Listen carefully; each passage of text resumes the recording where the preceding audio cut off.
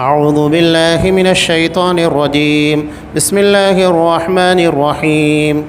ويزيد الله الذين اهتدوا هدى والباقيات الصالحات خير عند ربك ثوابا وخير مردا.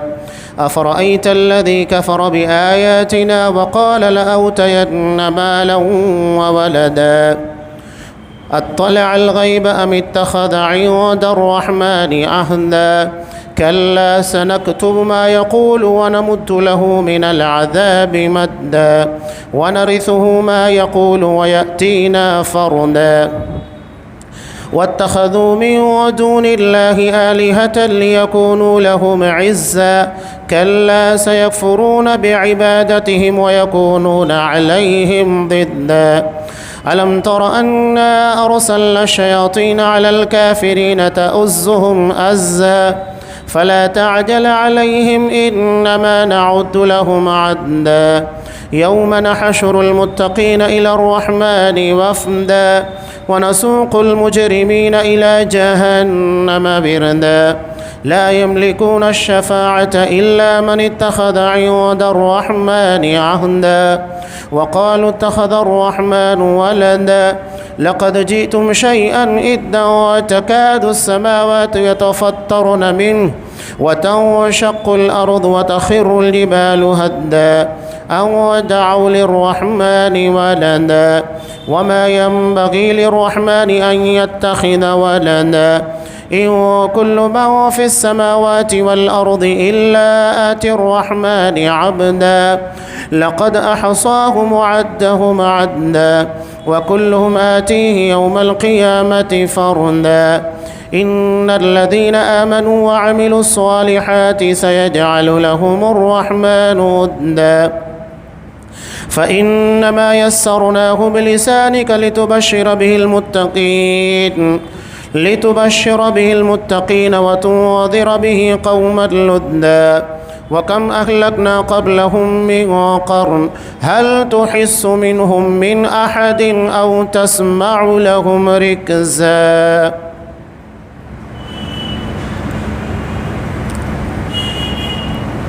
اور ہدایت یافتہ لوگوں کو اللہ تعالیٰ ہدایت میں بڑھاتا ہے اور باقی رہنے والی نیکیاں تیرے رب کے نزدیک ثواب کے لحاظ سے اور انجام کے لحاظ سے بہت ہی بہتر ہے.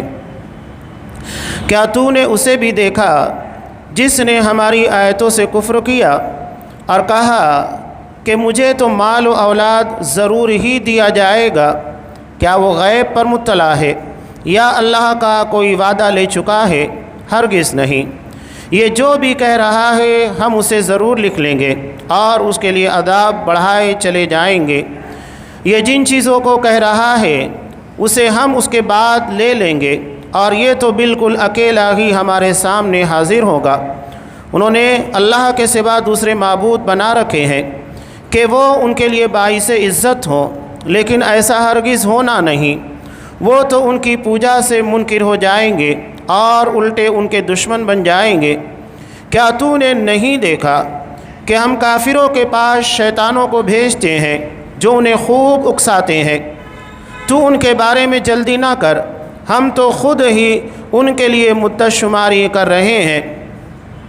جس دن ہم پرہیزگاروں کو اللہ رحمان کی طرف بطور مہمان کے جمع کریں گے اور گنہگاروں کو سخت و پیاس کی حالت میں جہنم کی طرف ہانک لے جائیں گے.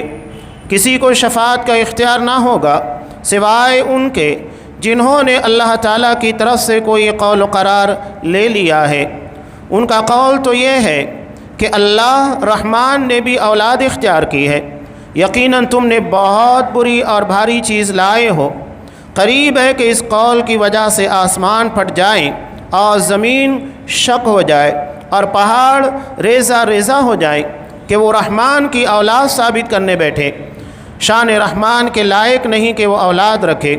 آسمان و زمین میں جو بھی ہیں سب کے سب اللہ کے غلام بن کر ہی آنے والے ہیں.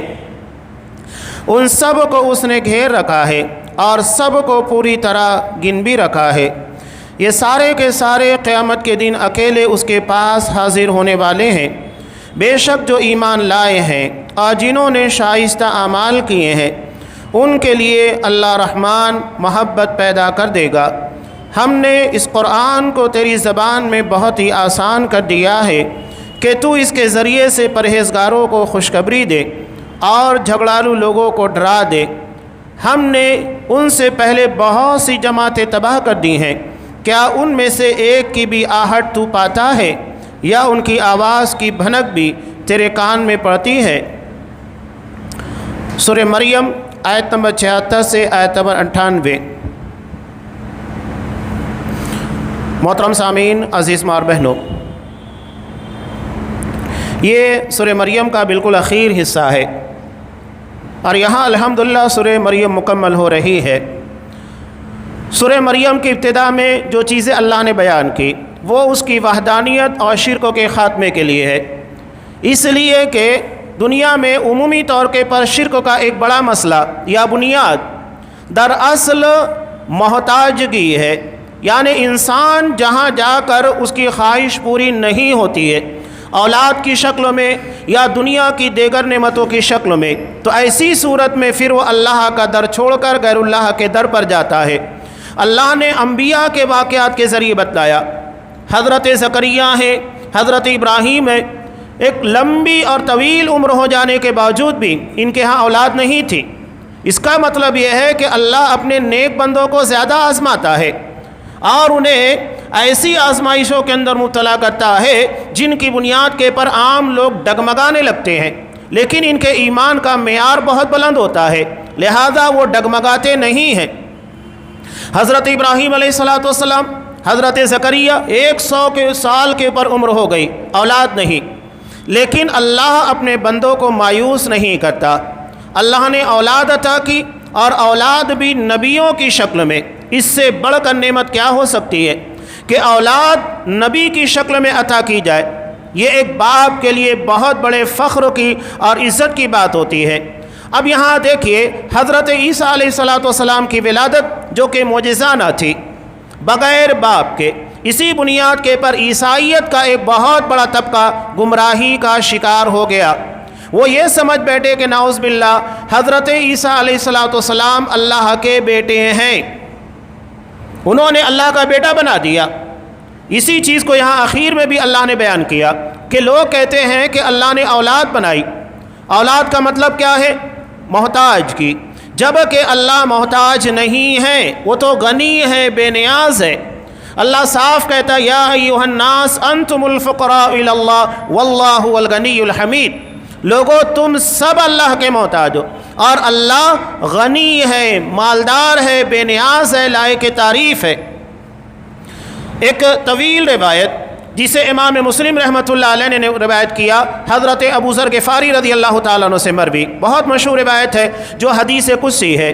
اس میں اللہ تبارک و تعالیٰ کہتا ہے کہ اگر آدم علیہ السلام کی ساری اولاد، ان کا اول ان کا آخر، اول حضرت آدم علیہ السلام، آخر جو قیامت کے بالکل آخری حصے میں پیدا ہوگا، یہاں سے لے کر وہاں تک کتنی تعداد ہوگی ہم نہیں جان سکتے، اربوں کھربوں کہیں زیادہ تعداد، اتنے سارے کے سارے لوگ اگر دنیا کے سب سے بہترین انسان کی طرح ہو جائے تو میری ملکیت میں ایک ذرے کا اضافہ نہیں کر سکتے۔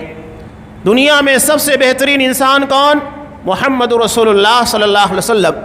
اگر دنیا کے سارے انسان آج صلی اللہ علیہ وسلم کی طرح ہو جائیں تب بھی اللہ کی ملکیت میں ایک ذرے کا اضافہ نہیں ہوگا، اور اگر یہ سب کے سب دنیا کے سب سے بدترین انسان کی طرح ہو جائے تب اللہ تبارک و تعالیٰ کی ملکیت میں ایک ذرے کی کمی نہیں ہوگی۔ اللہ نے صاف کہہ دیا یہ جو اعمال ہم کر رہے ہیں یہ ہمارے اپنے فائدے کے لیے، یہ عبادت، یہ بندگی، یہ خیر کے کام سب ہمارے فائدے کے لیے۔ کوئی یہ نہ سمجھے کہ اللہ کو ان اعمال صالحہ کی اور نیک کاموں کی ضرورت ہے۔ اگر ہم عبادت نہیں کریں گے تو اللہ کی معبودیت میں اس کے رب ہونے کے اندر کوئی کمی واقع ہوگی؟ نہیں ہو سکتی، بلکہ سب کے سب دنیا کے سب سے بدترین انسان کی طرح ہو جائے تب بھی اللہ کی ملکیت میں اور اللہ کی ذات و صفات میں ایک ذرے کے برابر بھی کمی واقع نہیں ہو سکتی۔ اب یہاں اولاد ٹھہرانے کا مطلب نعوذ باللہ اللہ کو محتاج بتلانا ہے، جو کہ اللہ کی صفت کے بالکل خلاف ہے۔ اللہ غنی ہے، صمد ہے، بے نیاز ہے۔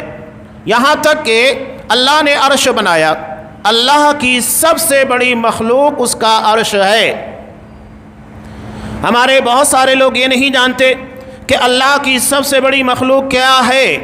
سب سے بڑی مخلوق اللہ کا عرش ہے، یہ ہم نہیں جانتے۔ اسی لیے تو ہم بار بار کہتے ہیں یہ عقیدہ، یہ منہج، ان ساری چیزوں کا سمجھنا جاننا بہت ضروری ہے۔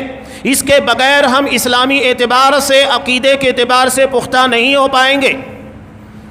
نبی کریم صلی اللہ علیہ وسلم نے کہا کہ ساتوں آسمان ساتوں زمین اللہ کی کرسی کے سامنے ایسے ہی ہے جیسا کہ ایک میدان کے اندر چند سکے پھینک دیے گئے ہوں، اور اللہ کے عرش کے سامنے کرسی ایسے ہی ہے جیسا کہ کرسی کے سامنے ساتوں آسمان اور زمین۔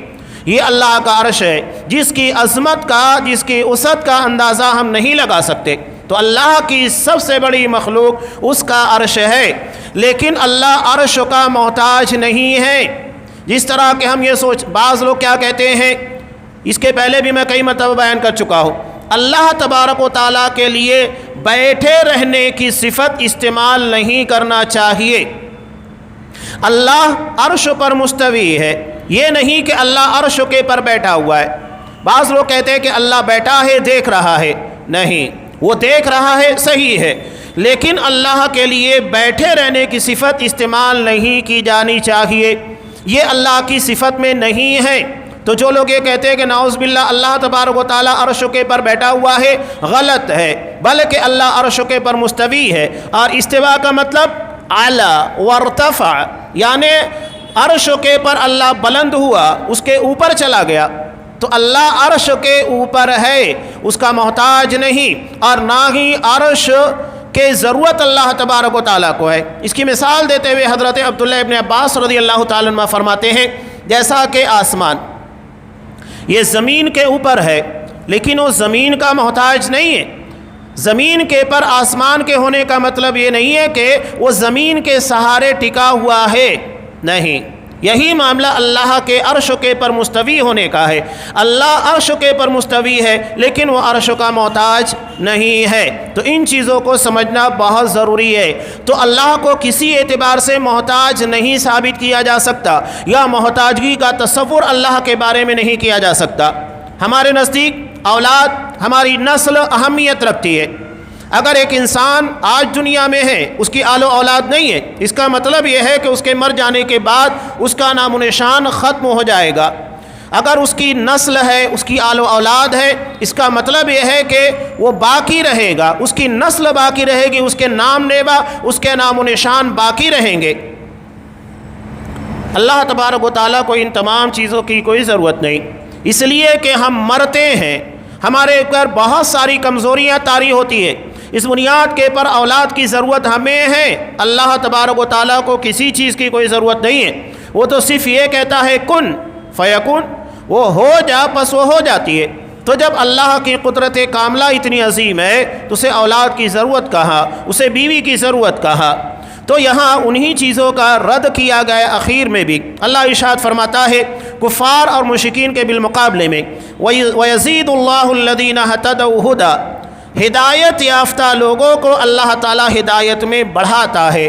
وَالْبَاقِيَاتُ الصَّالِحَاتُ خَيْرٌ عِندَ رَبِّكَ ثَوَابًا وَخَيْرٌ مَرَدًّا، اور باقی رہنے والی نیکیاں تیرے رب کے نزدیک ثواب کے لحاظ سے اور انجام کے لحاظ سے بہت ہی بہتر ہیں۔ کفار اور مشرکین جیسے جیسے قرآن مجید سنتے جاتے ہیں اس کا انکار کرتے ہیں، اس بنیاد کے پر ان کا کفر بڑھتا ہے، اس لیے کہ جتنی زیادہ چیزوں کا انکار کریں گے اتنے بڑے کافر بنیں گے۔ یہی معاملہ اس کے برخلاف اہل ایمان کا ہے، یہ جتنا قرآن سنیں گے، جتنا دین جانیں گے، جتنا اس کے مطابق عمل کریں گے، ان کا ایمان بڑھتا جائے گا۔ اسی کو اللہ کہہ رہا ہے کہ اللہ ایمان والوں کی ہدایت کو بڑھاتا ہے۔ اور باقیات الصالحات، ایسے اعمال صالحہ جو باقی رہ جاتے ہیں، یعنی جو ختم نہیں ہوتے، جن کی نیکیاں باقی رہتی ہیں۔ ایک ہوتا ہے صدقہ جاریہ، جس کو آپ صلی اللہ علیہ وسلم نے ارشاد فرمایا اذا مات الانسان انقطع عنہ عملہ، انسان مر جاتا ہے لیکن 3 چیزیں اس کے لیے دنیا کے اندر صدقہ جاریہ کی شکل میں جاری رہتی ہیں، باقی رہتی ہیں۔ انسان چلا جاتا ہے لیکن اس کے جانے کے بعد نیکیاں جاری ہوتی ہے، صدقہ جاریہ ہیں۔ انسان مسجد ہے، مدرسہ ہے یا خیر کا کوئی بھی ایسا عمل کر کے گیا کہ بعد میں اس کے مرنے کے بعد لوگ فائدہ اٹھا رہے ہیں، یا او علم ينتفع بہ، اس کے علم کے ذریعے لوگ استفادہ کر رہے ہیں، کتابیں لکھ کر چلا گیا، بہت سارے طلبہ تیار کر کے چلا گیا اپنے شاگرد جنہیں اس نے دین کے علم سے بہرہ کیا ہے، یا اس کی آڈیوز ہے، ویڈیوز ہے جو اس کے مرنے کے بعد بھی لوگوں کے لیے استفادے کا ذریعہ بن رہی ہیں۔ تو جب تک اس سے استفادہ ہوتا رہے گا اس کا نیک عمل کا سلسلہ جاری رہے گا۔ او ولد صالح یدعو لہ، یا نیک اولاد جو اس کے لیے مغفرت کی دعا کرتی رہے۔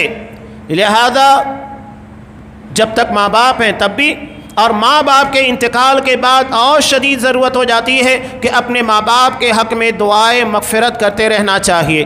یہ ان کی زندگی میں بھی ہے اور مرنے کے بعد بھی۔ ان کی بنیاد کے پر اللہ اپنے مرحوم والدین کو نیکیاں عطا کرتا ہے، ان کے درجات کو بلند کرتا ہے، یا ان کے پر کوئی آفت مصیبت یا تکلیف ہے برزخی زندگی کی اسے ٹال دیتا ہے۔ تو مغفرت کی دعا خاص طور سے اپنے والدین کے لیے کرنا چاہیے۔ یہ باقیات الصالحات ہے، یہ ثواب کے اعتبار سے اور انجام دونوں اعتبار سے بہت بہتر ہے۔ اب آگے اللہ سوال کر رہا ہے، مشرکین مکہ یا کفار کا یہ عقیدہ ہے، ان کی سوچ ہے کہ اللہ جس طرح ہمیں دنیا میں نوازا ہے مرنے کے بعد بھی نوازے گا، یعنی انہوں نے دنیا کی آزمائش کو آخرت کی کامیابی کا ذریعہ سمجھ لیا کہ جس طرح ہمیں دنیا میں نوازا جا رہا ہے، ہم کتنی بھی شرارتیں کریں کوئی بولنے والا نہیں، کوئی گرفت نہیں، ایسا نہیں ہے۔ اللہ تبارک و تعالیٰ نے اسی چیز کو بیان کیا، افرأیت الذی کفر بآیاتنا، کہ کیا تو نے اسے بھی دیکھا جس نے ہماری آیتوں سے کفر کیا اور کہنے لگا لأوتین مالا وولدا، کہ مجھے تو مال و اولاد ضرور ہی دیا جائے گا۔ یعنی جس طرح اللہ نے مجھے دنیا میں نوازا ہے مرنے کے بعد بھی اللہ نوازنے والا ہے، ایسا نہیں ہے۔ مرنے کے بعد دنیا کے اصول اور ضابطوں کے مطابق نہیں ہے۔ یہاں تو آپ دیکھیے کفار اور مشرکین عمومی طور کے پر مسلمانوں کے مقابلے میں زیادہ بہتر حالت میں ہیں۔ آپ دیکھیے کہ ان لوگوں کو سروسز ملتی ہیں، نوکریاں ملتی ہیں، انہیں زیادہ سے زیادہ سہولیات فراہم کی جاتی ہیں محض ان کے دین اور دھرم کی بنیاد پر، اور مسلمانوں کو ان کے دین کی بنیاد کے پر محروم کرنے بلکہ دبانے کی مکمل سازشیں رچی جا رہی ہیں۔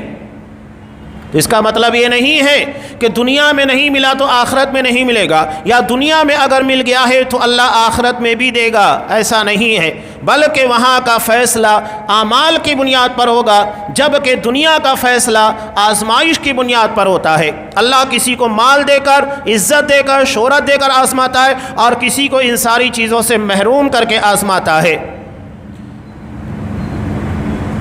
اللہ نے اس کے بارے میں صاف کہا کہ کیا وہ غیب کا جاننے والا ہے کہ اللہ نے اس کے لیے کیا کیا لکھ رکھا ہے؟ ہرگز نہیں، بلکہ وہ جو بھی کہہ رہا ہے سب لکھا جا رہا ہے کرامن کاتبین کے ذریعے۔ وَنَرِثُهُ مَا يَقُولُ، اور جن چیزوں کو یہ کہہ رہا ہے ہم اسے اس کے بدلے لے لیں گے۔ وَيَأْتِينَا فَرْدًا، اور وہ ہمارے سامنے اکیلا تنہا حاضر ہوگا۔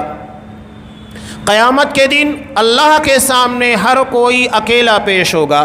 آپ صلی اللہ علیہ وسلم نے کہا لیس بین اللہ و بینہ ترجمان، اللہ اور اس کے درمیان کوئی ٹرانسلیشن کرنے والا، ترجمانی کرنے والا نہیں ہوگا۔ وہ ڈائریکٹ اللہ کے سامنے اکیلا پیش ہوگا، نہ اس کے ساتھ اس کے بیٹے ہوں گے، نہ ماں باپ ہوں گے، نہ بھائی، کوئی نہیں ہوگا دوستو احباب، اکیلا اسے اللہ کے سامنے پیش ہونا ہوگا حساب و کتاب کے لیے۔ وہ حساب و کتاب کی پیشگی بہت اہم ہے۔ انسان اگر اکیلے میں سوچ لے کہ مجھے اللہ کے سامنے اپنی زندگی کا حساب و کتاب اس شکل میں دینا ہے، اس رب العالمین کے سامنے جو میرے دل کی دھڑکنوں کے راز کو جانتا ہے، تو وہ کبھی گناہ، ظلم اور زیادتی کی طرف قدم نہیں بڑھائے گا۔ دراصل اس جگہ کا خوف دلوں کے اندر نہیں ہونا اس بات کی علامت ہوتی ہے کہ ہم ظلم و زیادتی اور گناہوں کے معاملے میں دلیر بنتے جاتے ہیں، ورنہ یہ خوف جتنا زیادہ ہوگا اتنا زیادہ انسان بہتر بننے کی کوشش کرے گا۔ آگے اللہ بیان کر رہا ہے وَاتَّخَذُوا مِن دُونِ اللَّهِ آلِهَةً، ان لوگوں نے اللہ کو چھوڑ کر اللہ کے علاوہ معبود بنا رکھے ہیں لِيَكُونُ لَهُمْ عِزًّا، تاکہ وہ ان کے لیے باعث عزت ہوں۔ یہ مشرکین مکہ کی عمومی حالت ہے جسے قرآن مجید نے بیان کیا۔ قرآن صاف کہتا ہے اللہ کو چھوڑ کر اللہ کے علاوہ جسے بھی عبادت کے قابل سمجھا گیا۔ بعض لوگ کہتے ہیں کہ یہاں صرف بت ہے، پتھر کی مورتیاں ہیں، انہی لوگوں کی بنیاد پر شرک ہوگا، ورنہ دیگر اعمال جیسا کہ پیر ولی بزرگوں ان لوگوں کے واسطے وسیلے ان کے آستانوں کے پر جا کر یا انہیں پکار کر جو عقیدہ بنایا گیا ہے یہ شرک میں نہیں آتا ہے، یہ سب غلط ہے۔ قرآن صاف کہتا ہے من دون اللہ، اللہ کے علاوہ جس کو بھی عبادت کے لائق سمجھ لیا گیا۔ اور لوگ دنیا میں باعث عزت ان لوگوں کو سمجھتے ہیں، یعنی ان کے ذریعے ہمیں عزت ملے گی۔ آج آپ دیکھیے کہ غیروں کی بات چھوڑ دیجئے، مسلمانوں کے درمیان بھی ہاں جیسا کہ ان لوگوں کے عام کہتے ہیں، وہ کہتے ہیں کہ فلاں دیوتا کا یا فلاں مندر کا یہ بھکت ہے، کوئی اپنے آپ کو ہنومان کی طرف منسوب کرتا ہے، کوئی کسی اور کی طرف، یہ ان لوگوں کے ہاں بھکتی پائی جاتی ہے۔ ایسے ہی مسلمانوں کے یہاں پر بھی کوئی اجمیر کا بھکت ہے، کوئی گلبرگہ گیسو دراز کا بھکت ہے، الگ الگ جگہ کے بھکت ملیں گے۔ کوئی موسیٰ قادری کی قبروں پر جانے والا وہاں امید وابستہ کرتا ہے کہ مجھے جو کچھ ہے یہیں سے ملتا ہے، پوری عقیدت مندی اسی جگہ منسوب ہے۔ تو جس طرح مشرکوں کے یہاں ہے اسی طرح مسلمانوں کے درمیان بھی اس طرح کی خرافات، بدعقیدگی، شرک پایا جاتا ہے، اور اسے وہ اپنے لیے باعث عزت سمجھتے ہیں کہ یہ ہمارے لیے فخروں کی بات ہے کہ ہم فلاں کی درگاہ پر جاتے ہیں، فلاں کی کندوری کرتے ہیں، فلاں کے نام کے پر نظر و نیاز کرتے ہیں۔ یہ ہمیں اتنا محسوس نہیں ہو رہا ہے، قرآن کہہ رہا ہے حقیقت ہے۔ اور آپ اس طرح کے شرک کرنے والے مشرکین، کلمہ گو مشرکوں کے درمیان جائیے، مسلمانوں کے درمیان، تو آپ کو محسوس ہوگا یہ کس طرح اپنے شرک کے پر فخر محسوس کرتے ہیں۔ تو قرآن مجید کی اس حقیقی ترجمانی کو آپ بہتر طور پر سمجھ پائیں گے۔ اللہ نے کہا کلا، ہرگز نہیں، سیکفرون بعبادتہم، وہ تو پوجا سے منکر ہو جائیں گے۔ قرآن کیا کہہ رہا ہے کہ یہ ان کی عبادت، ان کی پوجا کا انکار کریں گے۔ اب یہ انکار کون کرے گا؟ پتھر تو کرے گا نہیں، مورتیاں تو کرے گی نہیں، یہ وہ انکار کریں گے جن کے اندر شعور ہے۔ پتھروں کے اندر شعور نہیں ہوتا، مورتیوں کے اندر شعور نہیں ہوتا۔ یہ وہ کریں گے جو حقیقت میں شعور رکھتے ہیں، یعنی چاہے وہ انسان ہو، فرشتے ہوں، جو بھی ہوں، جنہیں اللہ کے سوا عبادت کے قابل سمجھ لیا گیا۔ وَيَكُونُونَ عَلَيْهِمْ ضِدًّا، بلکہ الٹا ان کے دشمن بن جائیں گے۔ سورہ اعراف میں اس سے پہلے بیان کیا گیا کہ جب جہنمیوں کا پہلا طبقہ لایا جائے گا تو یہ لوگ کیا کہیں گے؟ اللہ ان لوگوں نے ہمیں گمراہ کیا، لہذا ان لوگوں کو دوہرا عذاب دیا جائے۔ تو اللہ کہے گا نہیں، سب کو دوہرا عذاب ملے گا۔ کیا تمہیں اللہ نے عقل نہیں عطا کی تھی، شعور نہیں عطا کیا تھا، جس کی بنیاد کے پر تم سوچتے سمجھتے، قرآن پڑھتے، جہاں پر تمہیں ساری حقیقتیں سمجھ میں آتی؟ تو یہ گمراہ کرنے والے اور گمراہ ہونے والے دونوں اللہ کے نزدیک دوہرے عذاب کے مستحق بنیں گے۔ اور یہ شرک کس بنیاد پر ہوتا ہے؟ قرآن نے اسی کا یہاں پر جواب دیا کہ کفر اور شرک کا بنیادی محرک کون ہے؟ اللہ کہتا ہے الم تر انا ارسلنا الشیاطین علی الکافرین تؤزهم عزا، کہ کیا تو نے نہیں دیکھا کہ ہم کافروں کے پاس شیطانوں کو بھیجتے ہیں جو انہیں خوب اکساتے ہیں۔ حقیقت میں شرک کا، کفر کا، گناہوں کا محرک یہ شیطان ہے۔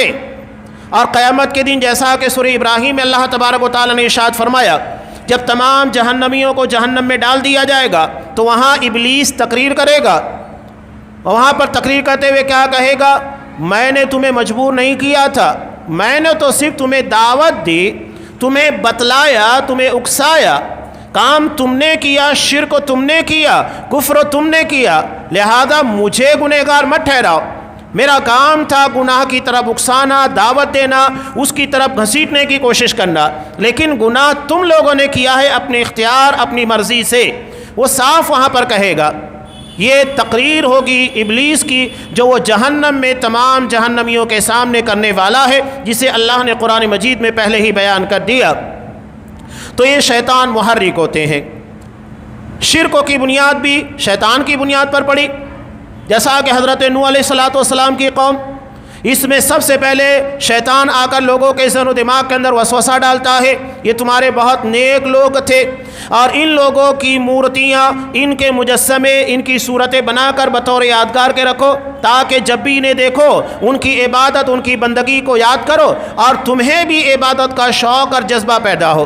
یعنی خیر کے پر اس نے شرکوں کی بنیاد رکھی، لوگوں کے سامنے خیر لا کر پیش کیا کہ اس سے بہتر ہوگا اور اس سے تم زیادہ سے زیادہ عبادت کرو گے، لیکن اسی کے پیچھے اس نے شرکوں کی بنیادوں کو چھپایا تھا اور دھیرے دھیرے پھر وہ لوگوں کو شرکوں کی طرف لے کر گیا۔ تو اصل و محرک شیطان تھا۔ اس کے مقابلے میں جب اللہ نے یہاں پر مشرکین کا تذکرہ کیا، مشرکین کا تذکرہ کرنے کے بعد اللہ اہل ایمان کا تذکرہ کر رہا ہے کہ یوم نحشر المتقین الی الرحمن وفدا، کہ جس دن ہم پرہیزگاروں کو اللہ رحمان کی طرف بطور مہمان جمع کریں گے، یعنی جس طرح مہمان کی عزت کی جاتی ہے اور اس کا احترام کیا جاتا ہے، اسی طرح ان لوگوں کو جو متقی ہوں گے اللہ کے سامنے بہت ہی اہتمام کے ساتھ، عزت و توقیر کے ساتھ پیش کیا جائے گا وفد کی شکل میں۔ اب یہاں ایک بات یہ یاد رکھیے کہ آخرت میں تمام رشتے کٹ چکے ہوں گے۔ قرآن کیا کہتا ہے؟ یوم یفر المرء من اخیہ و امہ و ابی و صاحبتی و ابی، کہ انسان اس دن اپنے باپ، بیٹے، بھائی، بہن، تمام رشتہ داروں سے دور بھاگے گا، لیکن وہاں ایمان کا رشتہ باقی ہوگا۔ یہ آپس کے کفر و شرک اور اس بنیاد کے پر جو رشتے دنیا کے اندر تھے، یہ سارے رشتے کٹ جائیں گے، صرف ایمان کا رشتہ باقی ہوگا۔ اللہ نے کہا الاخلاء یومئذ بعضهم لبعض عدو للمتقین، کہ اس دن متقیوں کے علاوہ سب دشمن ہوں گے لیکن متقی دشمن نہیں ہوں گے۔ یہ تقوی کی بنیاد پر، جس طرح نیکیوں کی بنیاد پر دنیا میں ایک دوسرے کا تعاون کرتے تھے، آخرت میں بھی ایک دوسرے کے معاون اور مددگار ہوں گے۔ اور اس کے بعد ایک اللہ کے یہاں وفد کی شکل میں جائیں گے، اور اس کے بالمقابل مجرموں کو جہنم کی طرف ہانک کر لایا جائے گا۔ مجرموں کے تعلق سے کوئی عزت نہیں، بلکہ جس طرح جانوروں کو ہانکتے ہوئے، دوڑاتے ہوئے، مارتے ہوئے لایا جاتا ہے، اس طرح مجرموں کو بھی جہنم کی طرف لایا جائے گا۔ وہ جانا نہیں چاہیں گے لیکن انہیں زبردستی لے جایا جائے گا جہنم کی طرف ہانکتے ہوئے۔ یہ ان کی کیفیت ہوگی، اس لیے کہ اس دن جو 50,000 سال کے برابر ہوگا، بہت سخت دن ہوگا، زمین تانبے کی طرح ہوگی، ٹپ رہی ہوگی، اور آسمان کے پر سورج 1 میل کے فاصلے کے پر ہوگا۔ سوچئے کہ شدت کا عالم کیا ہوگا، جب کہ آج اتنی دوری کے پر ہونے کے بعد سورج ہم مٹی کے پر صحیح طور پر نہیں رہ پاتے ہیں، تو اس وقت جب زمین تانبے کی ہوگی اور سورج 1 میل کے فاصلے کے پر ہوگا تو کیا عالم ہوگا۔ اسی کو اللہ یہاں پر بیان کر رہا ہے کہ جہنم کی طرف انہیں گھسیٹ کر ہانکتے ہوئے لایا جائے گا۔ اب انسان کی یہ سوچ ہوتی ہے جیسا کہ دنیا میں کہ اگر ہم گرفتار کر لیے گئے تو ایسی صورت میں ہمارے رشتہ دار ہوتے ہیں، دوست و احباب ہوتے ہیں، آتے ہیں، ضمانت کراتے ہیں، وکیل لگاتے ہیں تاکہ ہمیں بچا لے کر جائیں۔ آخرت میں ایسا نہیں ہوگا۔ انسان کی اسی سوچ کو قرآن مجید نے ختم کر دیا کہ اس دن شفاعت کا مالک کوئی نہیں ہوگا سوائے ان کے جن سے اللہ نے عہد لیا ہے، اور عہد لینے کے بعد سفارش کے بارے میں بھی اللہ کے یہاں پر واضح اصول ہوگا۔ یہ نہیں کہ اللہ جس کو سفارش کی اجازت دے وہ اپنی مرضی سے جتنے سارے لوگوں کو چاہے بخشوا دے۔ یہاں تک کہ لوگ حافظ قرآن کے تعلق سے سمجھتے ہیں کہ اپنے گھر والے پتہ نہیں کتنے لوگوں کو، 70 لوگوں کو وہ سفارش کرے گا۔ ایسی کوئی روایت نبی کریم صلی اللہ علیہ وسلم سے ثابت نہیں ہے۔ ہاں، ایک روایت جسے امام طبرانی نے نقل کیا کہ اللہ کے یہاں قیامت کے دن حافظ قرآن کے والدین کو عزت و احترام کے ساتھ اور ان کے سروں کے پر نور کا تاج رکھا جائے گا۔ یہ عزت ملنے والی ہے، یہ طے ہے۔ لیکن یہ صرف والدین کے متعلق ہے، یہ نہیں کہ وہ 70 لوگوں یا خاندان کی اتنی پیڑھیوں کو جہنم سے نجات دلوائے گا، ایسا نہیں ہے۔ لیکن وہاں والدین کا اور خود حافظ قرآن کا شرک سے پاک ہونا ضروری ہے۔ اگر کوئی حافظ قرآن ہے اور وہ مشرک ہے تو سوال ہی نہیں ہوتا، وہ خود اپنے آپ کو نہیں بچا پائے گا تو ماں باپ کے لیے کیا عزت کا یا ان کی سفارش کا ذریعہ بنے گا۔ بنیاد شرک سے پاک ہونا ہے، یہ ہر کسی کے لیے لازمی اور ضروری ہے۔ اگر کوئی حافظ قرآن اللہ ماہو فہم ہو کتنا بڑا بھی ہو، اگر وہ شرک کرتا ہے اللہ کے یہاں اس کی کوئی عزت نہیں۔ یہ دو ٹوک اصول ہے، تو جتنا قرآن و حدیث سے ثابت ہے اتنا ہم مانتے ہیں۔ تو سفارش انہی لوگوں کے لیے جس کے بارے میں اللہ نے عہد کیا، اور جو اللہ چاہے، من رضی لہ قولا، اللہ جس بات کے پر راضی ہو، یہ نہیں کہ وہ جو چاہے جتنے لوگوں کو چاہے بخشوا دے۔ اب اس کے بعد آخر میں قرآن مجید نے انہی چیزوں پر اختتام کیا اس سورے کا جو یہود اور نصارہ کے ہاں اللہ کی ابنیت، اللہ کے بیٹے ہونے کے تعلق سے ہے۔ کہا تم ایک ایسی بات کہتے ہو کہ رحمان نے اولاد ٹھہرائی، لقد جئتم شیئا ادا، اتنی بھیانک اور اتنی خطرناک بات ہے کہ قریب ہے کہ آسمان اس قول کی وجہ سے، اس بات کی وجہ سے پھٹ جائے، زمین شک ہو جائے، پہاڑ ریزہ ریزہ ہو جائے کہ تم کہتے ہو کہ رحمان نے اولاد ٹھہرائی، ہو ہی نہیں سکتا۔ علاوہ ازیں جیسا کہ کرسمس کے موقع پر ہمارے ہاں بہت سارے مسلمان بھی غلطی سے ان لوگوں کے تعلقات، چاہے تجارتی تعلقات ہو یا تو کالج سے یونیورسٹی کے اندر پڑھائی کسی جگہ پر بھی، تو کرسمس کے موقع کے پر یہ غیر مسلموں کو میری کرسمس کہتے ہیں، کرسمس کی مبارکباد دیتے ہیں، غلط ہے۔ یہ سامنے رکھیے قرآن کہہ رہا ہے کہ رحمان کے لیے اولاد ٹھہرانا یہ اتنا خطرناک جرم ہے کہ آسمان پھٹ جائے، زمین پر زلزلہ طاری ہو جائے اور پہاڑ ریزہ ریزہ ہو جائے، اتنی سنگین، اتنی بھیانک بات ہے۔ اور یہی معاملہ غیر مسلموں کا کوئی بھی تہوار ہو، وہاں آپ انہیں مبارکباد دیتے ہیں یا اس میں شریک ہوتے ہیں، اس کا مطلب یہ ہے کہ آپ اس شرک کی تائید کر رہے ہیں مبارکباد کی شکل میں شریک ہو کر۔ لہذا آپ کسی بھی غیر مسلم کے تہوار کے پر شرکت نہیں کر سکتے، چاہے کرسمس ہو، دیوالی ہو، کچھ بھی ہو، غیر مسلموں کے تہوار میں شرکت نہیں کی جا سکتی۔ علامہ ابن تیمیہ رحمۃ اللہ علیہ نے عباد الرحمن کی جو صفات قرآن مجید کے اندر بیان کی، والذین لا یشہدون الزور، کہ جو زور کی جگہ کے پر، زور یہ عربی زبان میں جھوٹ کو کہا جاتا ہے، اور دنیا میں سب سے بڑا جھوٹ یہ ہے کہ اللہ تبارک و تعالیٰ کا شریک بنایا جائے، اس کے ساتھ شرک کیا جائے۔ دنیا کا سب سے بڑا گناہ، سب سے بڑا جھوٹ یہی ہے۔ تو علامہ ابن تیمیہ رحمۃ اللہ علیہ اس کے بارے میں بیان کرتے ہیں کہ یہ ہی اعیاد المشرکین، یعنی یہ مشرکوں کے تہواروں میں شرکت نہیں کرتے ہیں، اس سے بچتے ہیں، اس لیے کہ وہ سب سے بڑا جھوٹ ہے۔ آخر میں اللہ نے ارشاد فرمایا ہر کوئی اللہ کے پاس تنہا تنہا آئے گا، اور جو لوگ نیک عمل کرنے والے ہیں وہ اللہ رحمان ان لوگوں کے درمیان محبت پیدا کر دے گا، ان لوگوں کے درمیان کوئی جدائی نہیں ہوگی۔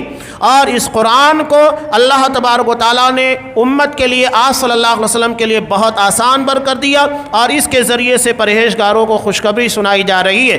قرآن مجید آپ صلی اللہ علیہ وسلم کی اس رسالت کا، آپ کے مقام، آپ کی ذمہ داری کا تذکرہ کر رہا ہے، اسی لیے کہ اس رسالت کے ذریعے ہی قرآن پہنچایا جاتا ہے، دین پہنچایا جاتا ہے، اور اللہ کے احکامات پہنچائے جاتے ہیں۔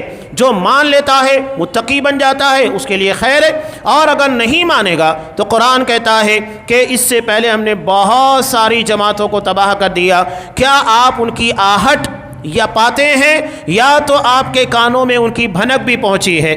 ملیا میٹ کر دیا جاتا ہے، نیست و نابود کر دیا جاتا ہے، ختم کر دیا جاتا ہے۔ یہاں الحمدللہ سورہ مریم مکمل بھی انشاءاللہ آئندہ درس سے سورہ طٰہٰ کا آغاز ہوگا۔ اللہ تبارک و تعالیٰ شرکوں کے معاملے میں خاص طور سے توجہ دینے کی توفیق دے، ہمارے عقیدے کو اور ہماری فکر کو اسی طرح بنائے جیسا کہ قرآن و حدیث کے اندر پیش کیا گیا، جسے اسلاف نے، اصحاب کرام نے اختیار کیا۔ ہر قسم کی فکری گمراہی، عقیدے کی گمراہی، جس قسم کی گمراہیاں ہیں، ہر قسم کی گمراہیوں سے ہمیں محفوظ رکھے۔ آمین۔ وآخر دعوانا ان الحمد للہ رب العالمین۔